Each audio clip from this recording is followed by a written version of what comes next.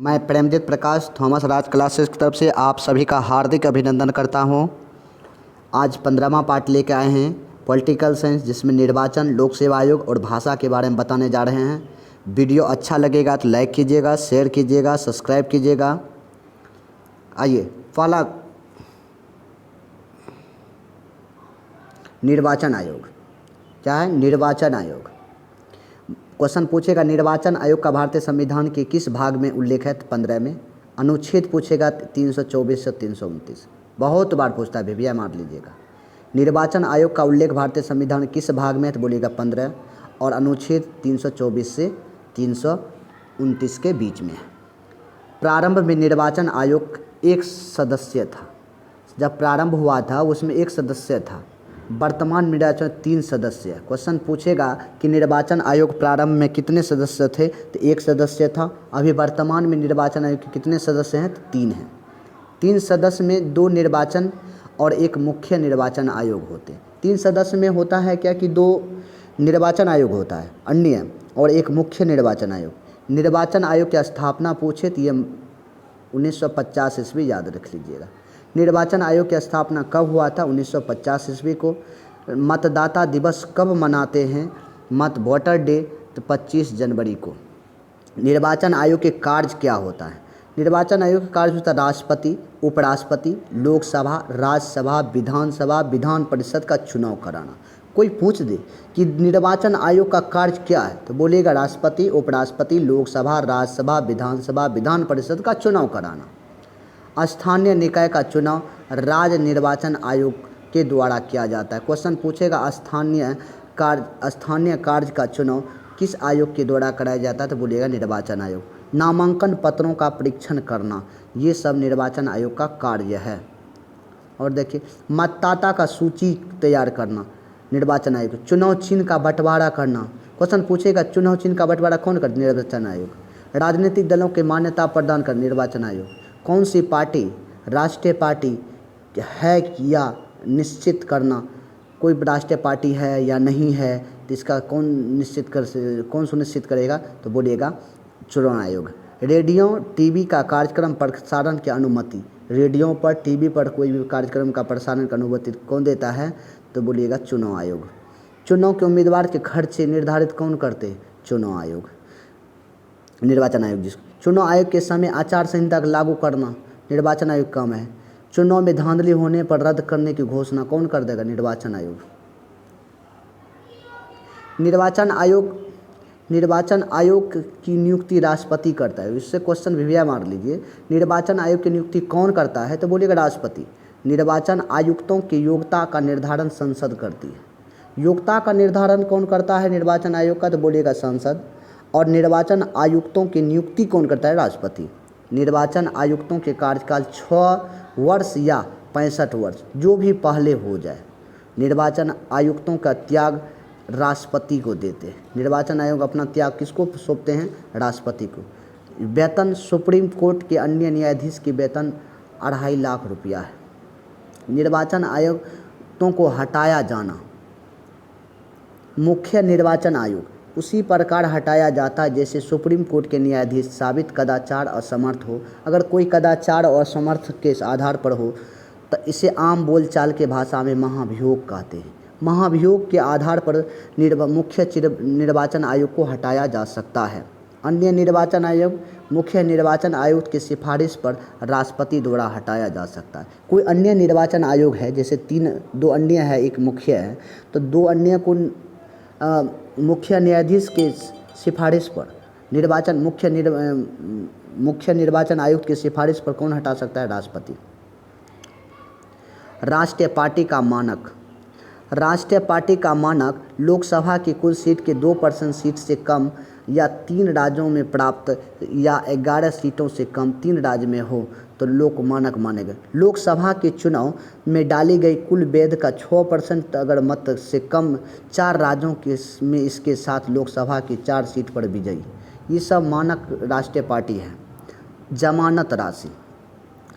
कुल वोट का 1/6 वोट प्राप्त करना होगा, यानी कि 1 लाख वोट है तो उसमें मान लीजिए 60,000 वोट है, तो उसमें से 60,000 वोट में से 10,000 वोट हाँ 10,000 वोट लाना चाहिए। यदि कोई उम्मीदवार कुल जो मतदान हुआ 1/6 प्राप्त नहीं करता है, जमानत राशि जब्त की जाती है। चुनाव के 24 घंटे प्रचार प्रसार बंद किया जाता है।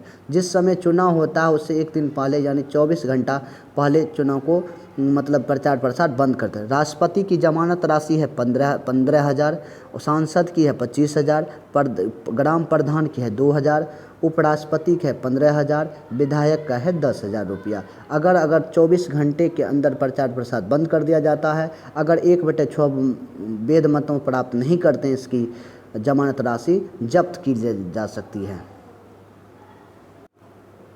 अब है लोक सेवा आयोग। भारतीय संविधान के अनुच्छेद 315 से लेके 324 तक लोक सेवा आयोग का उल्लेख है। भाग पूछेगा 14 बोलिएगा लोक सेवा आयोग, और अनुच्छेद पूछेगा तो बोलिएगा 315 से लेके 324 के बीच में।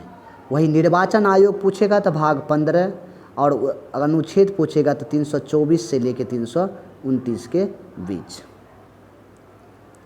लोक सेवा आयोग 3 प्रकार की होती है। क्वेश्चन कोई पूछेगा लोक सेवा आयोग कितने प्रकार की होती है, बोलिएगा 3 प्रकार के होते हैं। अखिल भारतीय सेवा आयोग, संघीय या केंद्रीय सेवा आयोग, राज्य सेवा आयोग। भारतीय प्रशासनिक सेवा आयोग, भारतीय प्रशासनिक सेवा आयोग तो IAS, भारतीय प्रशासनिक सेवा आयोग IAS, भारतीय पुलिस सेवा आयोग IPS, भारतीय वन सेवा IFS। अनुच्छेद 315, अनुच्छेद 315 के लिए एक संघ लोक सेवा आयोग होगा। क्वेश्चन पूछेगा UPSC का चर्चा भारतीय संविधान के किस अनुच्छेद में है, तो बोलिएगा 315 में। प्रत्येक राज्य के लिए एक राज्य सेवा आयोग होगा, परंतु जो संसद के 2 या 2 से अधिक राज्यों के लिए ही लोक सेवा आयोग का स्थापना कर सकती है। लोक सेवा आयोग का कार्यकाल, लोक सेवा आयोग है, संघ लोक सेवा आयोग UPSC कहते हैं, लोक सेवा UPSC। लोक सेवा आयोग का उल्लेख भारतीय संविधान में 312 है। लोक सेवा आयोग का कार्य क्या होता है, अनुच्छेद 320 में इसका उल्लेख किया गया है। सरकारी सेवा से नियुक्त इस हेतु उम्मीदवार के चयन के लिए प्रतियोगिता परीक्षा का आयोजन किया जाता है। सरकारी सेवा के चयन के लिए, सरकारी सेवा की नियुक्ति के उम्मीदवार का चयन के लिए प्रतियोगिता परीक्षा का किया जाता है। इसका कार्य होता है लोक सेवा, जैसे BPSC हुआ। उम्मीदवार का चयन कर अपनी रिपोर्ट सरकार को देना। विशेष तथ्य, भारत के प्रथम ICS सत्येंद्र नाथ टैगोर थे। क्वेश्चन पूछेगा भारत का प्रथम ICS कौन थे, सत्येंद्र नाथ टैगोर। सिविल सेवा की प्रथम परीक्षा 6 जुलाई 1855 में लंदन में हुआ था। क्वेश्चन पूछेगा सिविल सेवा की परीक्षा सर्वप्रथम कब हुआ था, बोलिएगा 1855 ईस्वी में। भारत और लंदन दोनों स्थान पर एक साथ सिविल सेवा की परीक्षा कब हुआ था, 1922 ईस्वी में। ये भी क्वेश्चन है। क्वेश्चन पूछेगा भारत और लंदन के बीच दोनों एक साथ परीक्षा कब हुआ था, 1922 में। लोक सेवा आयोग की स्थापना ली आयोग की सिफारिश पर कब किया गया था, 1926 ईस्वी में। लोक सेवा आयोग की स्थापना ली आयोग की सिफारिश पर रोज वारकर ने की अध्यक्षता में हुई थी। सर्वप्रथम प्रतियोगिता परीक्षा का आयोजन चीन में हुआ था। क्वेश्चन पूछेगा सबसे प्रतियोगिता परीक्षा का पहला आयोजन किस देश में हुआ, चीन में, बोलिएगा। लोक सेवा आयोग का जन्म कहाँ हुआ था, ब्रिटिश काल में ही हुआ था, आज़ाद वो नहीं हुआ था। लोक सेवा को इस्पात का चौखट या लौह आवरण कहा जाता है। कलेक्टर के पद का सृजन वैरन हेस्टिंग के समय हुआ था। क्वेश्चन पूछेगा कलेक्टर पद का सृजन किसके समय हुआ था, वैरन हेस्टिंग्स के समय। सिविल सेवा का विकास लॉर्ड कॉर्नवालिस के समय हुआ था।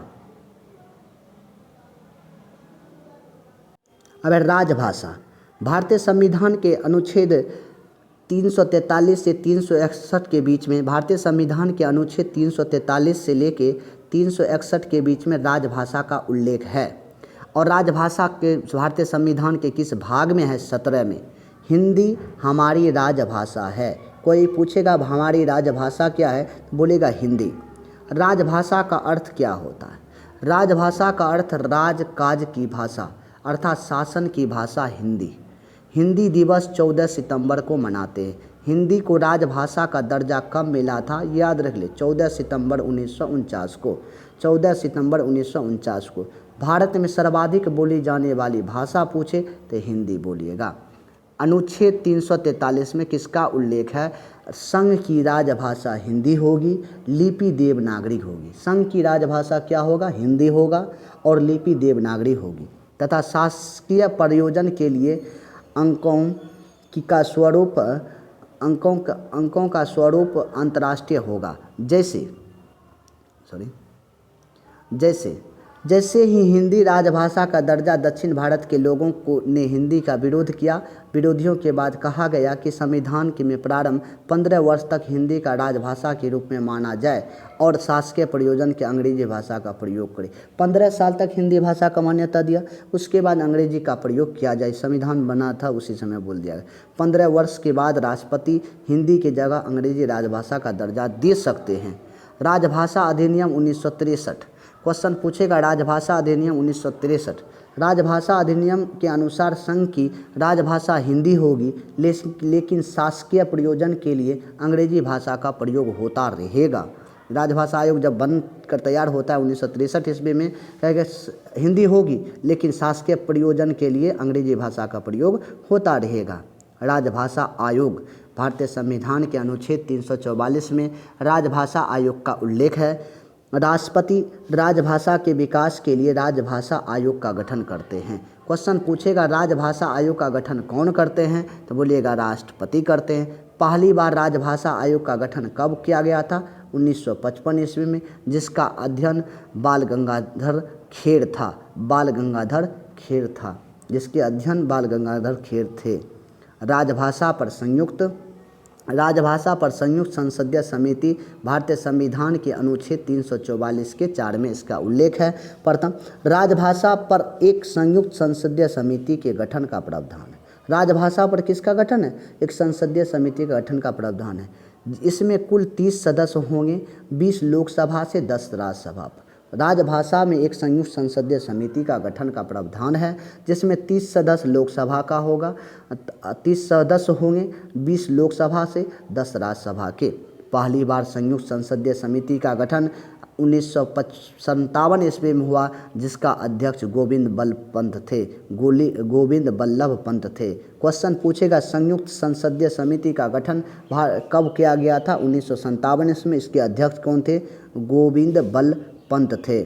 संसद की भाषा, भारतीय संविधान के अनुच्छेद 120 में संसद की भाषा हिंदी या अंग्रेजी होगी।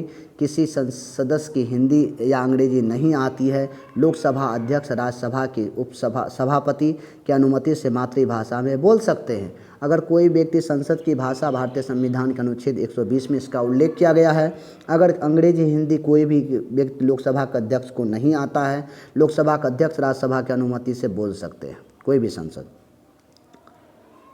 न्यायालय की भाषा भारतीय संविधान के अनुच्छेद 348 में किया गया है।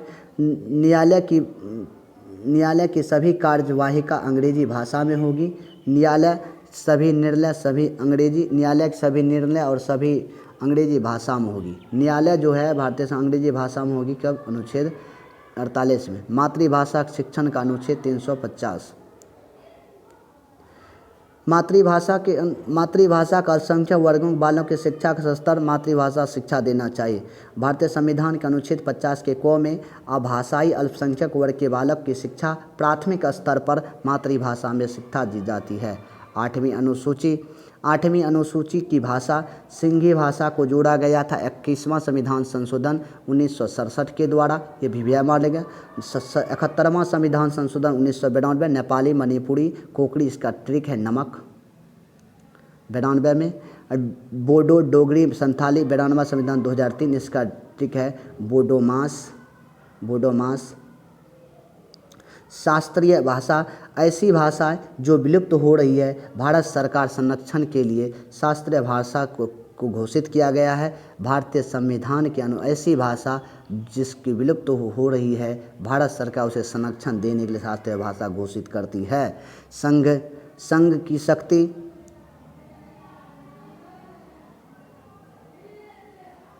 संघ हिंदी भाषा का विकास के कार्य करे। वीडियो अच्छा लगा होगा तो लाइक कीजिएगा, शेयर कीजिएगा, सब्सक्राइब कीजिएगा। जय हिंद, जय भारत। इसी तरह वीडियो बनाते रहेंगे, आगे पार्ट देखिएगा। जय हिंद, जय भारत।